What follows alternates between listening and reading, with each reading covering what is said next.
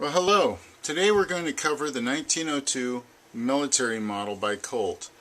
Now, I happen to have here in my hand a U.S. military version of this. This one right here was shipped to Springfield Armory on July 15th of 1902. Now, the 1911 is a direct result of the demands that the military had for an automatic pistol. There were several criteria that they deemed necessary in order to make a pistol acceptable.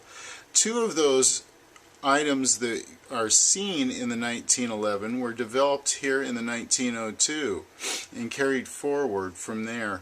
We see the introduction of the slide lock and, of course, the takedown plug here.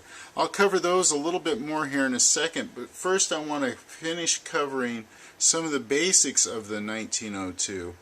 The 1902 military model was made from July of 1902 through December of 1928. Now, the last one didn't ship till January 10th of 1930. And an interesting note there is it went to Hong Kong Arms and Ammunition Store. Just one of those little footnotes in history that are kind of cool. Anyway, these were, I'll give you some ideas of how they were manufactured. This was considered to be a limited production pistol. It was particularly slow selling in the last 8 years, where I suspect was from the introduction of the 1911, but regardless, this was discontinued in 1928 and the last one shipped in 1930. This was replaced by the 38 Super when it was replaced when that was introduced, and that was based, of course, on the government model frame where the slide comes off the front, as we're all familiar with. Now, some other things about this is this was proved to be really popular south of the border. That's why I happen to have this pistol sitting here right now, and we'll go over that one real quick. This is from the first Mexican contract, and of course, with the lighting like it is, I doubt I'll be able to show you the crest that's up here in the top, but this one happened to be featured in Doug Sheldon's book. I can't remember what page, but you can actually see this particular gun in that book. Now, I want to talk a little bit about serial numbers at this moment in time. We've got, what was it, 18,000 pistols. Colt attempted to fill in gaps in serial numbers, so it becomes a real jumbled mess with some of the things that were done with these. The first Army contract pistols were 15,001 through 15,200. Then they did the commercial models from 15,000 down to 11,000 in order to fill in the gaps from where the sportings ended. Then they continued from 15,201, where the military models ended, all the way to 15,999.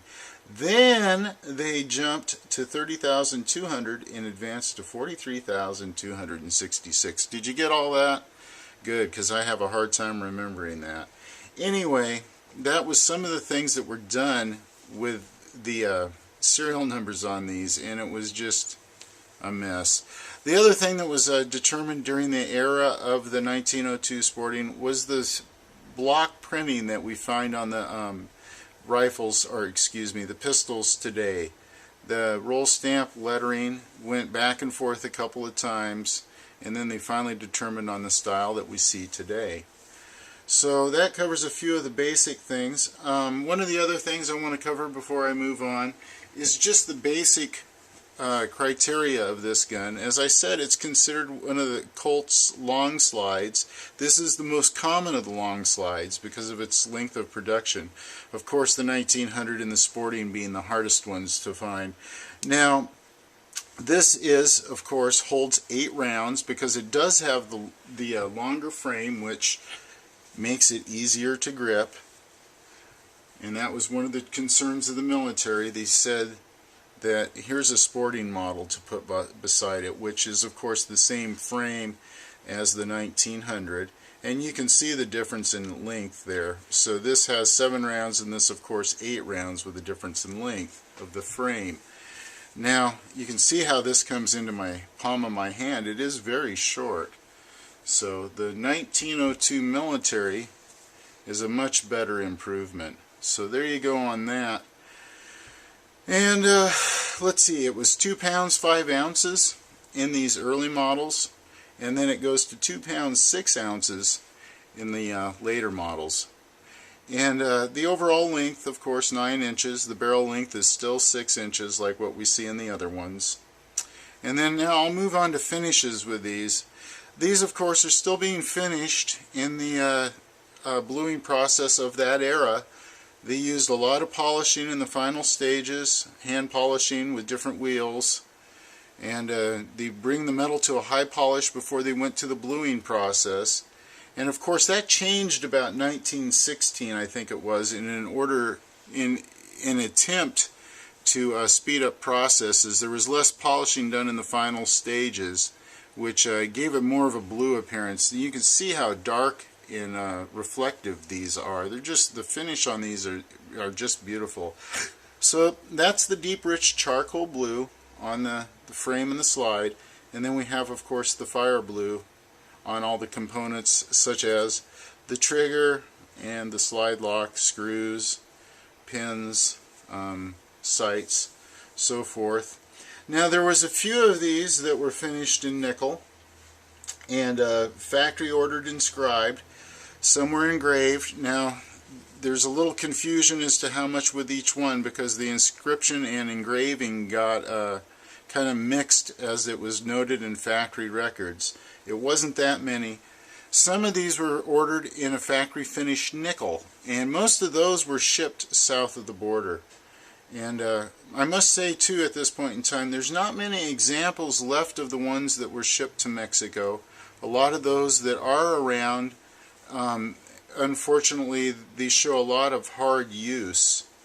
And while I'm on the subject of the shipping too, one thing I wanted to cover is there was approximately 2,400 of these that shipped to Mexico. And here's one, as I had earlier, the Mexican contract one. And that was approximately 13% of the production.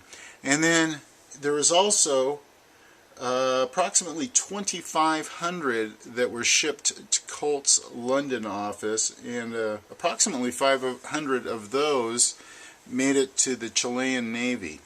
So there you see, there was a Colt's automatic pistol was starting to get out and around the world. So that was some of the early things with this 1902 military. Okay, so now I'm going to go ahead and talk about serrations on these. Here I have, of course, the example of the early first contract of the 1902 militaries with the checkered front serrations there. And now I'm going to go over here and reach and grab one that shows the sawtooth or triangular serrations here on the back of the slide, where it eventually ends up, of course, for the 1911. And so now we've seen 3 different variations of the slide serrations. We've seen, of course, the plunge milled serrations that were on the 1900, which, as I noted, were very hard to get a good grip on them.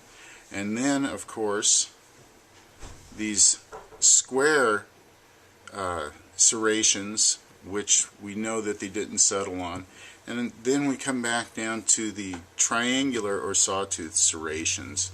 So that covers the different serrations, and as you can see, the final design for the 1911 was decided during this era. Now I might note too that in this era, when they decided on this was done at the same time that the 1905 was introduced. So they must have done their tooling over and changed it on this 1902 military at this point in time. So there's that.